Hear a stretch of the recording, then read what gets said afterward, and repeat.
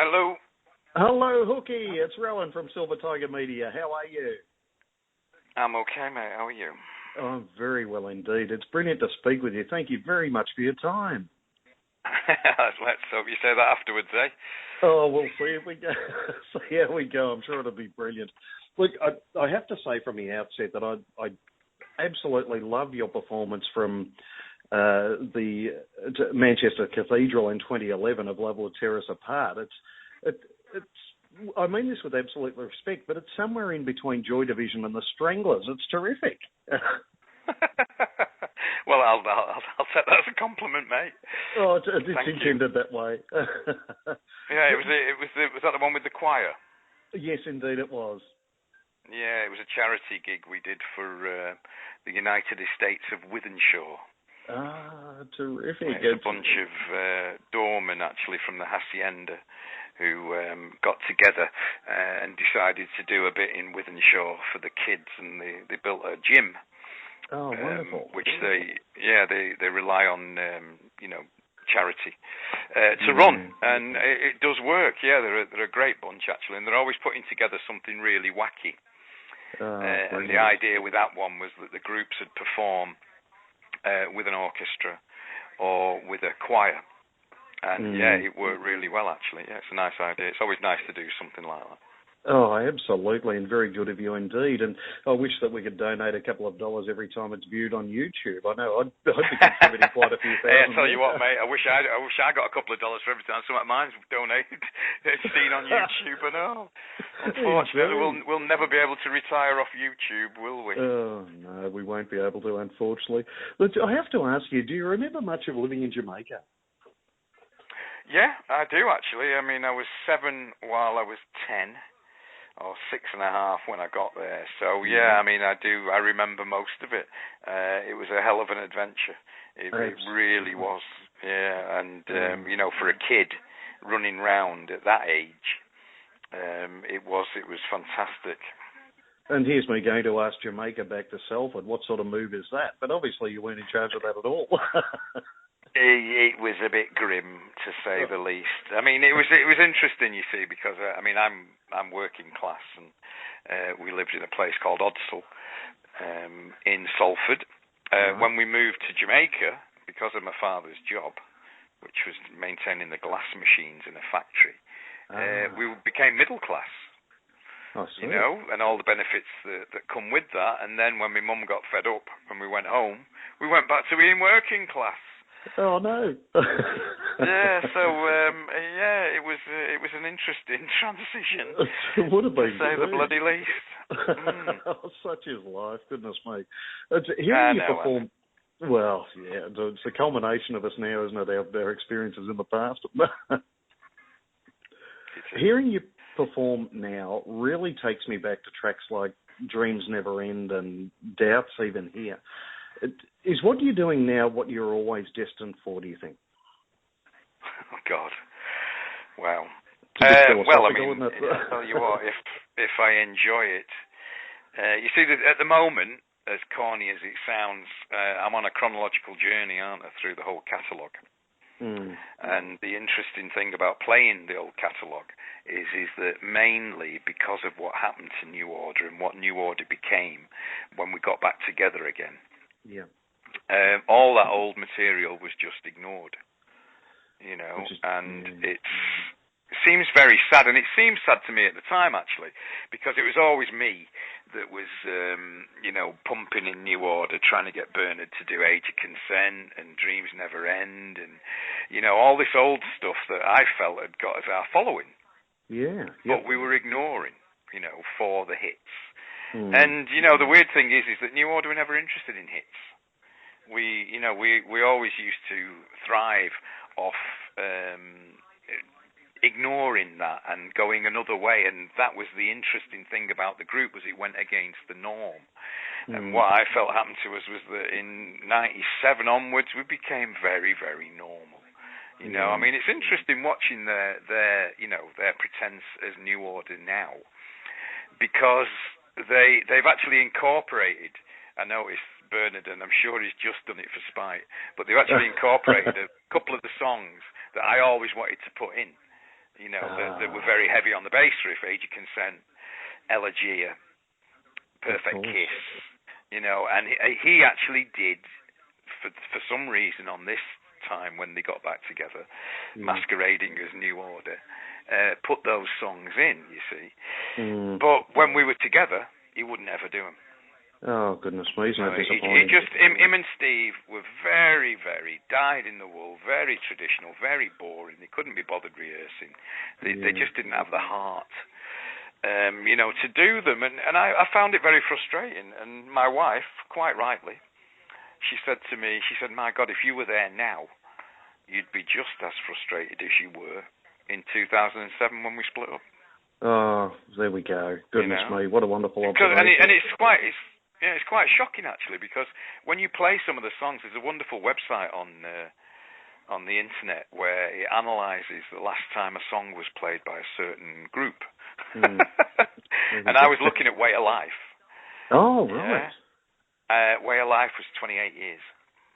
Really? My God. Yeah, and we were looking at some of the others on Low Life and Brotherhood. Sunrise hasn't been played for 25 years. And I was like that, going, oh my God. And your first thought is, where did those 25 years go?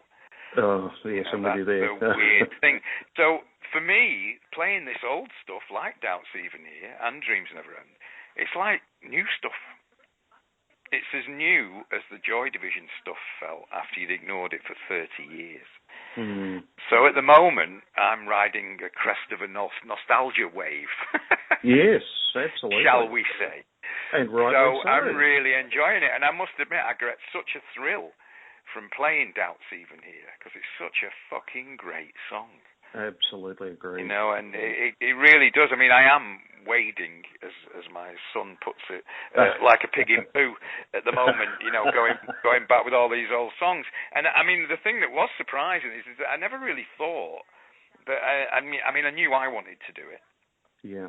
But when I first started doing it, there was a lot of criticism.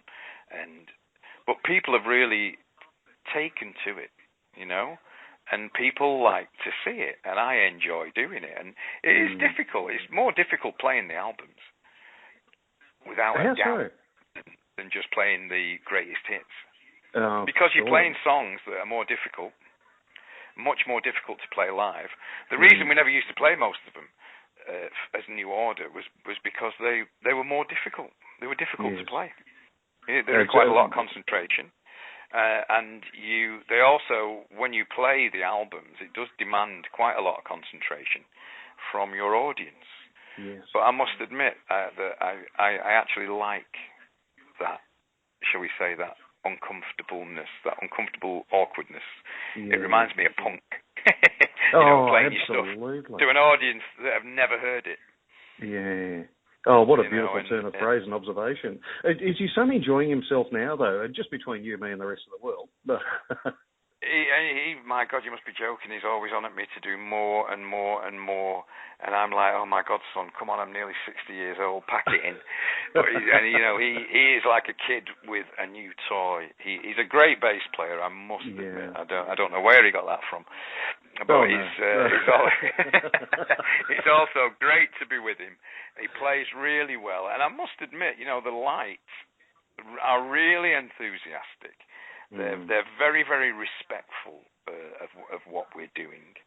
They realise it has a gravity, especially with regards to Joy Division, and they do act accordingly. And God bless them. I'm very, very proud of them.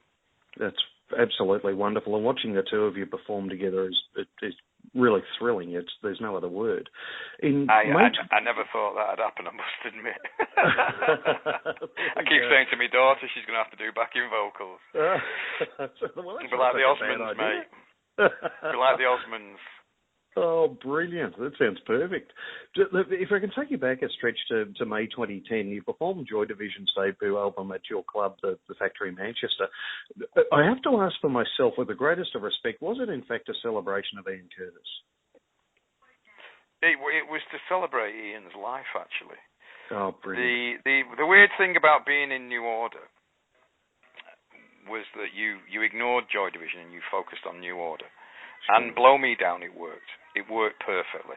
We ignored Joy Division completely and made New Order, whether it was luck, skill, talent, God knows what, we made it a huge international success. We really did. Now, the thing is that when New Order split up in 2007, and I was on the outside looking in, it struck me as really strange that we'd never celebrated anything to do with Joy Division. My as in God. 1, 5, 10, 15, 25 years, we'd done nothing about anything to do with Joy Division. And Joy Division was huge. Yeah. It get bigger every day round the world, And I just thought to myself, fuck this. 30 years, I think Ian deserves some kind of bloody celebration. Oh, and we did it as a one-off at the factory. We got 2 nights out of it. And then I got asked to play in Clermont-Ferrand in France, at a festival that they had, because Clermont-Ferrand is the twin festival of Salford in Manchester, and it just snowballed from there, and we've managed to go all around the world. It's an important distinction is that we're not pretending to be Joy Division. No, It's a celebration and an interpretation of the music, and it's the same with New Order. That's what irks me about the others, is that they are pretending to be something that they are so obviously not. Indeed. They are not New Order, and I think it's a gall that they've got, the absolute gall to pretend that they are. I think it's disgusting, personally. And look, I don't want to sound like I'm pretending to be something I'm not, of course, too, but I see that as a blessing from Ian Curtis, that everything's kicked off from there and just been phenomenal. Well, it has. It's been great, and I've really enjoyed it. I'm doing the New Order book at the moment. I'm just up to 1989 at the moment, and there were some pretty grim times in New Order. And really, it's not a lot of it was our fault. We wrote great tunes, we kept our heads down, we worked. It has to be said that there were a lot of unfortunate circumstances that made New Order unhappy.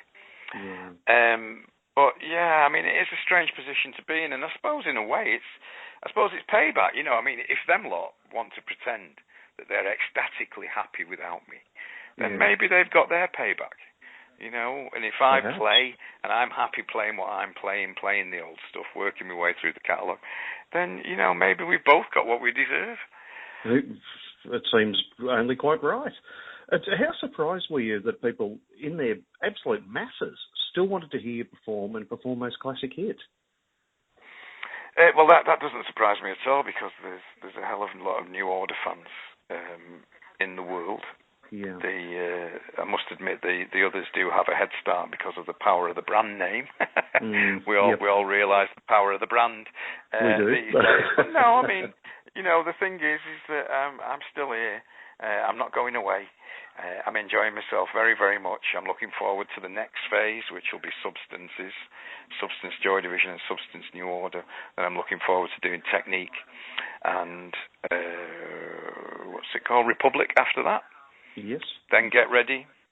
And then we've got Waiting for the Siren's Call. And then after that, I'll do their new LP for a laugh. Magnificent. Why ever not? Put some bass on it, and then they can call it the real New Order. Yeah. Sounds perfect. Look, I was going to ask you, has there been a particular highlight for you, or do you think that's yet to come? I don't know. I suppose in a funny way, I'd like to think that I've got a pretty simple taste. The nice thing that I'm enjoying, I must admit, and even though it sounds quite odd, is not playing big gigs. Okay. Big gigs are very soulless. You can get very detached very easily. And I must admit that, being able to smell the audience for a change doesn't have to keep you on your toes. Absolutely. Are you noticing a multi-generational following? Well, I was always pretty good at noticing most things, to be honest. But these big gigs, whilst they're fantastic for money, I'm not going to be stupid. They're fantastic from an earnings point of view. There is a detachedness and that little bit of warmth that's missing from them, and it's been nice. I mean, I've been in the old days. I used to have a lot of fracas with the audience, to say the least. These days we don't have as many fracas, but I mean, I'm enjoying that part. It's like when I started DJing. Actually, when I started DJing, it came as a great shock to people that they could actually get to you, and they could actually talk to you and come up to you. And I suppose being in the light's the same, really. Indeed. Remarkable. I mean this question with the greatest of respect to you. Australian audiences your Australian shows have already started selling out. Are you happy to reflect upon that as a mark of your popularity? No, it's a vindication of what you decided to do. Oh, God. Well, listen, nobody got anywhere without working hard. And the thing is that we've worked very hard to show the songs the respect, and from my point of view, the admiration. And it's also a mark of respect and a great compliment, I think, to Bernard and Stephen, the other two main songwriters. The very fact is, from a fan's point of view, you've got them lot playing the greatest hits badly. And you've got us playing the rest of the material. I mean, really, you can't go wrong as a fan, can you? You can't. Absolutely correct. Yeah, it's amazing. That just shows you that every cloud does have a silver lining. Most certainly. And what a remarkable career you've had, really. As a DJ to one side, musician, writer, author.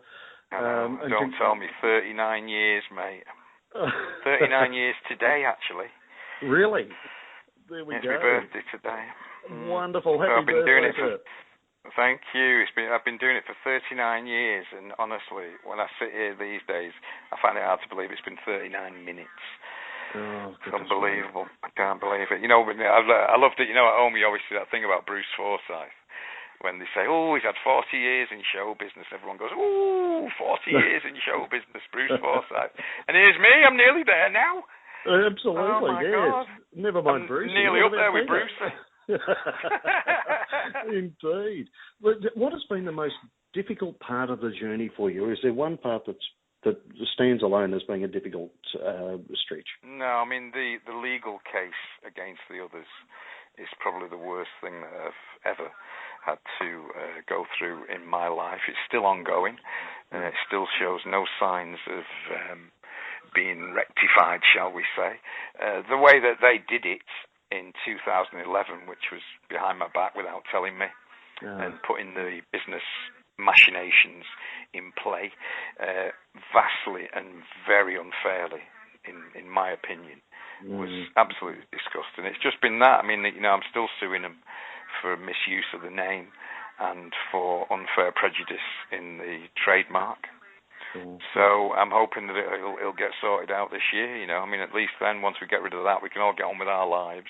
And I could wish them the best of luck, but I find it hard to think anything good about anything they do because of the way they acted. It was disgusting. I defy anybody to be treated like that and just to walk away. You couldn't. I think any reasonable person would respect your position on that too. Well, it's like a divorce and having the other party in the divorce setting your settlement. Yeah. I don't think that happens, does it? That?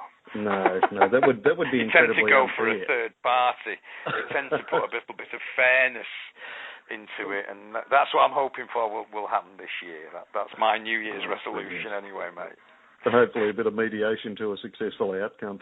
You're an insurance... Well, fingers crossed. Indeed, yeah. I won't even go into your plethora of accomplishments, but I do have to ask, what initially brought you into music? Do you recall? Yeah, it was very simple. I went to see Johnny Rotten. Yes. He seemed to spend most of the evening telling everyone to fuck off. And I thought, that looks like something that I could be good at. So it was as simple as that, yeah. I went and bought a bass guitar. And then just basically from then on, just went along telling everyone to fuck off. Oh, fantastic. And a round of applause, if only from me. That's an amazing thought that I could become a musician just after seeing someone screaming fuck off. Well, I think Johnny Rotten has somehow inspired all of us in one way or another. Yeah. Well, I mean, it's quite odd because not only did I do it, but Bernard. You know, the two of us deciding to form a group, being together that night, and then both of us achieving what we've achieved is very unique, I think. Absolutely. Look, I don't want to hold you up. Unfortunately, I'm over time. I can't thank you enough for taking the time to speak to me today. You're all right, man. It was a pleasure. Look, it really is a privilege to speak to you, and I'm hoping that we might be able to sit down with a drink or two and do a face-to-face while you're in Melbourne. Well, that'd be nice. Get John to put a word in for you. Will indeed, and we can't wait to see you come out here with Metropolis Touring, and it'll be fantastic to listen to you once again. Take care of yourself. Thank you very kindly. You too, Peter. Bye-bye. Bye-bye.